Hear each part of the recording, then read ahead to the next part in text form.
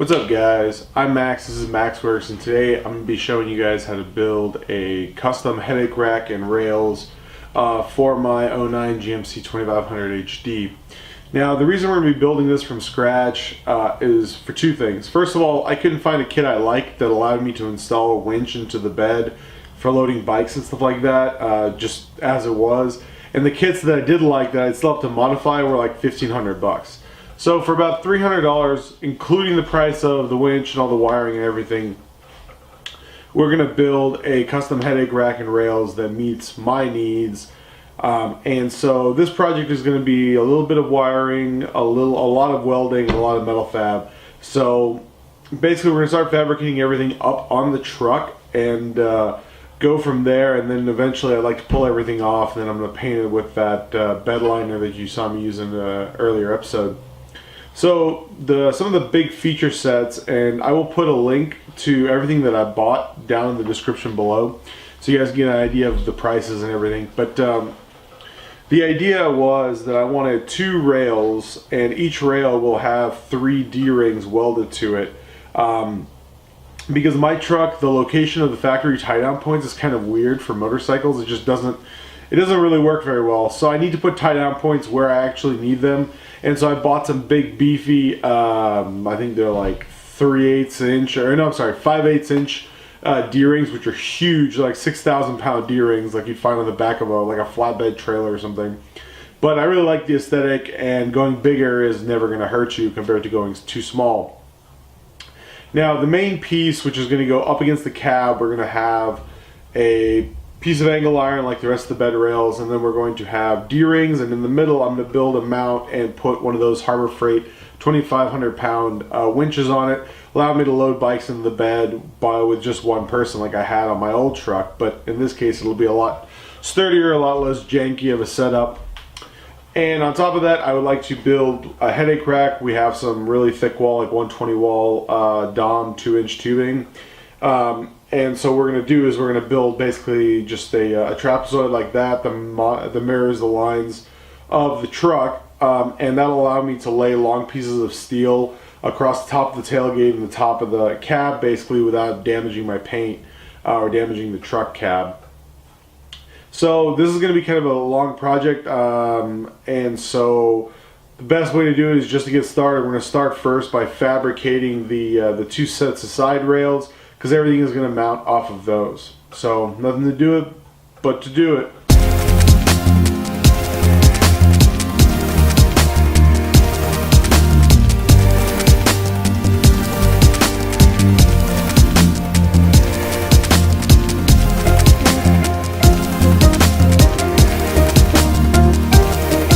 So here's basically what you're looking at, and you can see it's totally flush.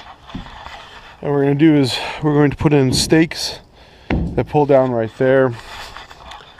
And on the inside of the bed, you can see on this side there's a lip right here. What we'll do is we'll drill through that lip over here and bolt this in, and our shackles will be welded on inside of here. And this gives kind of the top of the bed a little bit more protection, but it won't destroy the paint, because obviously I had all of this vinyl line, so it's nice and thick on there. Now that we got this all ground down, we can add the D-rings, and so we'll do this one first. So I'm going to put a D-ring right here in the middle, and we'll do a D-ring 6 inches off of each end. So I just got this clamped to the table, this set down. I'm going to bust out the MIG, turn it way the fuck up, and just burn it in. Like I said, these are 5/8 inch. These are like 6,300 pound working weight, way overkill for this application.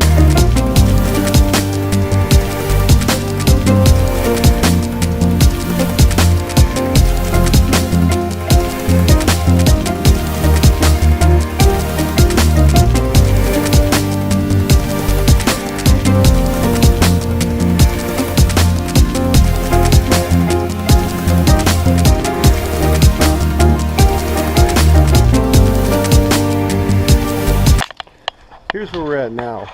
We got 6 latches, those welded in. I haven't bolted these in yet. What we're going to do next, we're going to do the cross piece. And what's important here is that I measured 69¼ inches from the outside of this to the outside of that. So what we're going to do is we're going to lay this down, then we're going to cut out the square so it lays flat here. And then this part right here will weld up right here. but this will also give us the foundation for our roll bar.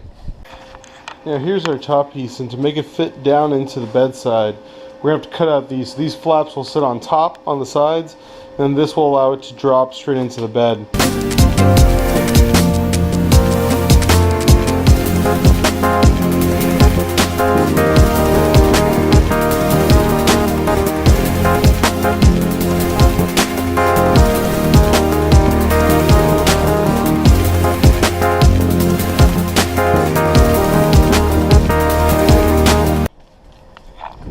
There we go. That's what it looks like installed, and we will weld all the inside seams somehow. I still haven't figured out how I'm going to weld all this without, hurting the truck. This stuff is pretty robust, this rhino liner, so I might be able to do some pretty heavy tacks. But you can see it lines up nice and square, and so the plan is put 1 shackle, 2 shackle on the inside. Obviously the winch is going to mount right in the middle. And then from here there will be a bar that comes across above the third light, and basically just builds a little frame right there. So here's our winch setup. That's the next thing we're going to focus on building. We're going to build basically the frame that our winch is going to sit on. And so Harbor Freight sells this guy for like $5, this winch plate, and it makes mounting these front rollers a lot easier. And the winch just bolts to this plate. Now we're using this hole right here and this hole right here. It comes with a whole bunch of them, I think, for different models. But basically we're just going to weld this onto our bracket. And so I'm going to take you guys up in the truck here and show you kind of where I'm thinking this is going to sit. So this right here is basically what I'm thinking, maybe just a little offset. Because remember, we have to be able to use those 2 sets of bolt holes in the middle. So we're going to run our 2-inch tubing right here in the middle. And we're going to mount it flush with the bottom of this piece. So it's basically going to be a little 2-inch square that's going to come out, and it's going to allow us to bolt this, weld this onto there. And we'll just do it off of the center line, and then the winch will be done. Now in terms of wiring, I don't know if we're going to get to that in this video or in another video, but basically the idea is I'm going to use a subwoofer wiring kit to run heavy gauge wire back here. That'll run the LED lights and the winch.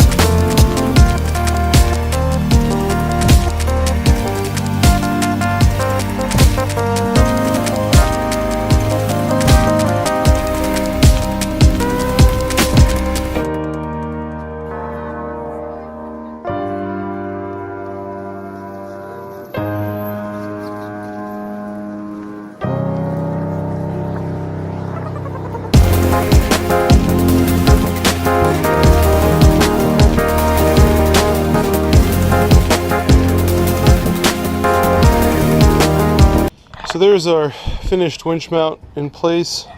You can see we got all our mounting holes and stuff. So next step is we got to build the roll bar. Now, this is kind of the trickiest part of all of this because it's requires a little bit of math, a little bit of precision, and basically all I'm trying to do is I'm trying to get the right angle. And earlier on I measured it and I came out like 12 degrees, but I cut a few test pieces. So this is what 15 degrees looks like, and you can see it follows the cab pretty well, but it's a little wide on the top. Now this right here is about 17.5 degrees, and in my opinion that follows the cab almost perfectly. So what we're going to do is we're going to use 17.5 degrees as our angle, and I think we're going to use like about 25 inches. So The thing is, I want to keep it as low as possible because there's a lot of low overhangs here in Austin, parking garages, stuff like that. So I'd like to keep it as low as I can, accounting for the fact that I'm also eventually probably going to do 33s or 35s on this truck, and so it's going to get even taller. And so it's pretty tall to begin with. So I think what we're going to do is I'm going to measure a little bit more and figure out what the shortest basically runner I can get away with. And you can see there's water in here. This OEM piece right here, you can see it's cracked. Now, I have never transported anything against it, but you can tell somebody obviously has, and this is exactly why you want to build a Heaadache rack, so you're not breaking these things. Because that little piece of plastic right there, $70 fucking on eBay.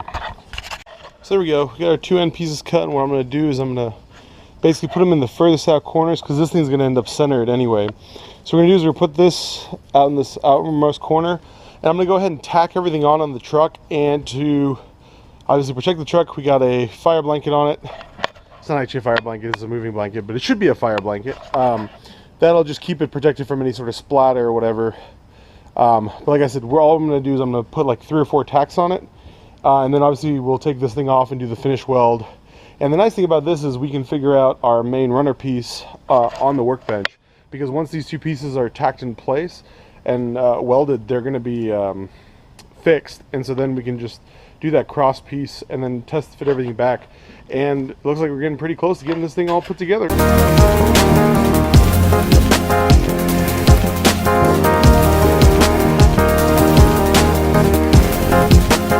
So there we go. Obviously got to tack everything in place to get it all square, but for those following along at home, this thing is about 51 inches wide. And again, this is going to be the same angle we have there because law of sines or cosines or whatever the fuck it was from grade school. So you know the angles are going to be the same. What I've done is I've left ½ an inch because we made these things as short as possible. I wanted a little bit of a lip in case we put long material so they can, if they slide over, they're not going to pop right off. So we're going to leave ½ an inch here. We're going to cap these off. We have the caps over here somewhere.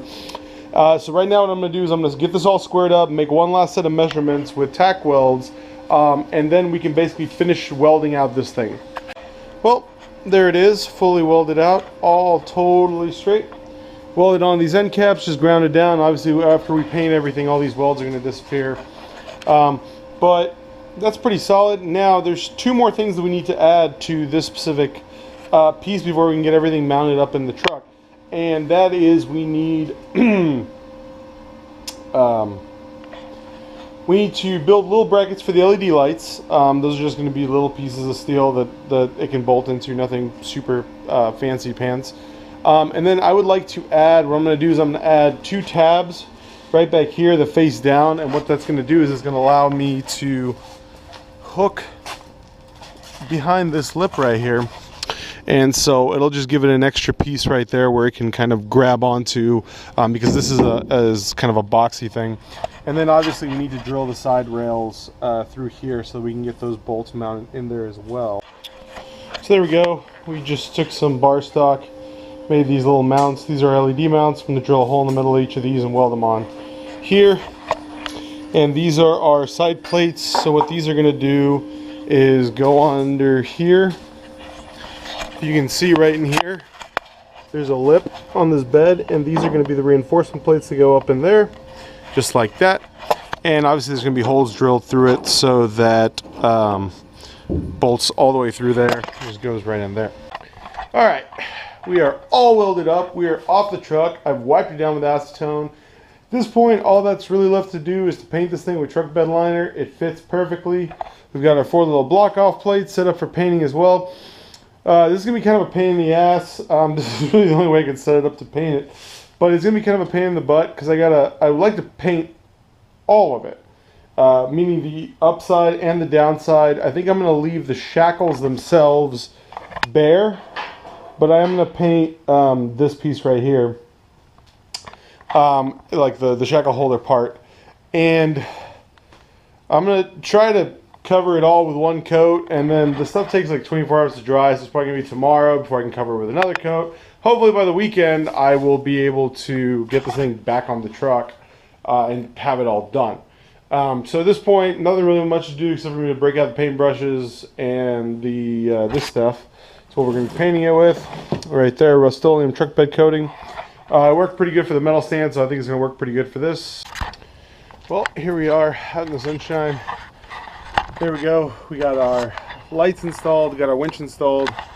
I actually used this to the other day, so you can see the winch isn't fully wired yet. I haven't gotten time to do that, but I actually used the winch with a battery pack and loaded this thing. This bike's almost 700 pounds, and she loaded and unloaded like a champ.